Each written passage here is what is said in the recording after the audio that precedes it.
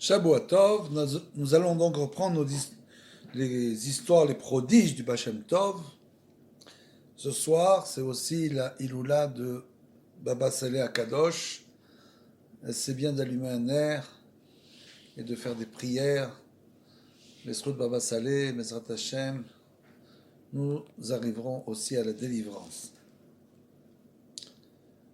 Rabbi Pessar, le fils de Rabbi Yosef Kaminka, m'a raconté qu'au cours d'un de ses voyages, le Bech a entendu une fois une voix céleste lui demander de se faire inviter dans une certaine famille. Il s'est rendu un vendredi, mais on refusa de l'accueillir, parce que l'enfant du maître de maison était gravement malade. Il envoya son scribe réitérer sa demande.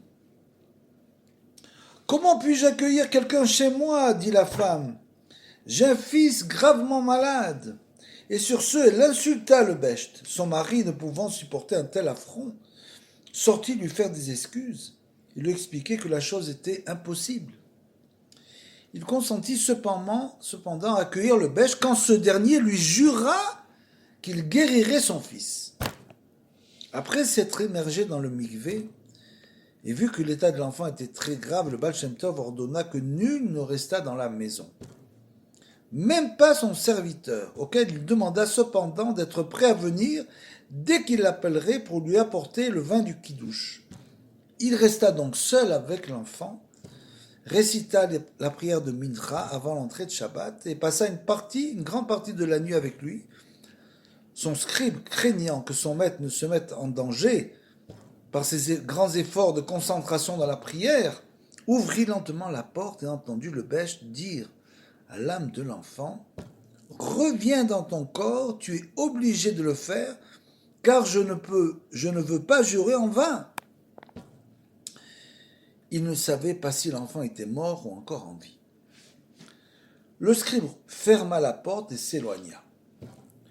Environ 1 heure après, il revint et vit le Becht allongé par terre, bras et jambes étendus. Il se releva en disant « Ne t'ai-je pas ordonné de revenir dans le corps de l'enfant ?» Et s'adressant à son scribe, il cria « Hirsch, amène immédiatement le vin pour le kidouche. » Ils prirent leur repas ensemble. Le Becht resta éveillé toute la nuit.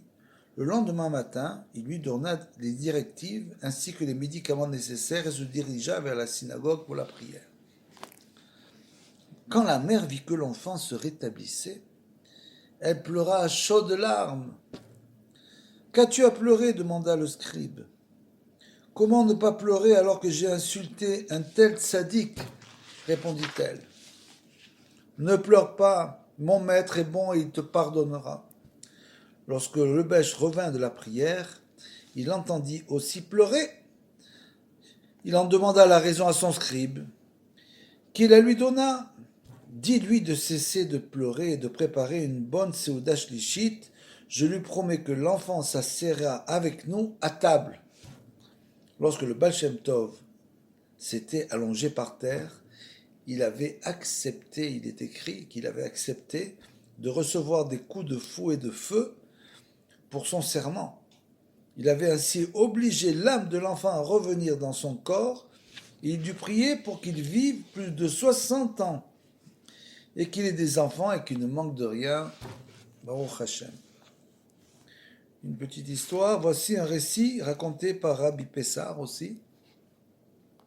Alors qu'il rentrait de Kaminka en compagnie de Rabbi Barour, de son scribe et d'un chariot de farine qui les suivait, le Becht annonça « Nous allons prier Mincha à tel endroit. » Or, cet endroit était très éloigné de Kaminka et il faisait un froid très vif. Tous tremblants, les autres lui dirent « C'est impossible, le froid nous pénètre jusqu'aux os et cet endroit est encore très loin. » Le cocher, lui aussi, était gelé. Parce que vous savez qu'en Russie, ça peut descendre jusqu'à moins 30, moins 35 degrés. Et c'est très courant qu'il fasse là-bas moins 10 degrés. Donc c'est un froid qui est terrible. Un froid sec, terrible. Ils s'enfoncèrent bientôt dans la forêt où le Becht donna l'ordre de s'arrêter.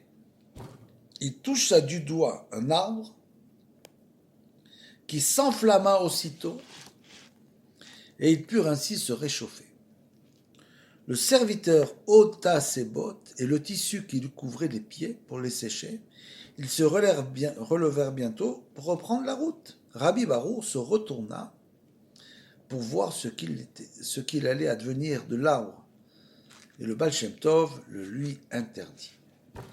Maintenant, je vais raconter une petite histoire aussi de Baba Saleh Akadosh que j'ai entendu du dernier shamash de Baba Saleh qui était un Américain. Et donc, il m'a raconté cette histoire qu'il a vue. Vous savez que dans la ville de Baba Saleh, les gens venaient pour recevoir des bénédictions. Ils attendaient donc. Dehors, il y avait une file de 100, 150 mètres en permanence. Et Baba Saleh se servait d'une bouteille d'eau. Il tapait comme ça sur le goulot de la bouteille. Et après, il induisait la bouteille avec l'eau, la partie malade, ou ce qu'il fallait faire. Et c'est comme ça qu'il arrivait à guérir les gens. Et il m'a raconté qu'une fois, un couple de gens pas religieux venait avec leur enfant qui était handicapé. Donc il était dans une chaise roulante. Donc Baba Saleh a reçu l'enfant, il a pris la bouteille, il a tapé, il a pris de l'eau, il a fait une onction sur les jambes de l'enfant, et après il a regardé dans les yeux, il a crié 3 fois « Koum, koum, koum » avec une grande force. « Lève-toi » Au bout de la 3e fois, l'enfant se lève. Il ne s'était jamais levé. Il était depuis la naissance paralysé. Se lève, il me raconte le shamash. Il commence à courir. Et les parents qui étaient assis n'avaient même pas prêté attention à toute cette histoire. Ils étaient assis en train de discuter. Tout d'un coup, ils voient leur fils en train de courir devant eux. Ils ont commencé à pousser des grands cris. Après, l'enfant s'est appuyé sur un arbre, s'est assis dans la chaise roulante et s'est rétabli petit à petit d'après ce qu'il m'a raconté. Alors on a demandé à Baba Saleh, on lui a dit comment tu as fait un miracle pareil? Comment tu as fait pour rétablir quelqu'un qui était handicapé? Et Baba Saleh, Zatzal, a répondu, cet enfant avait sur lui une xéra et j'ai annulé la xéra. Shabu Atov, Mevorach.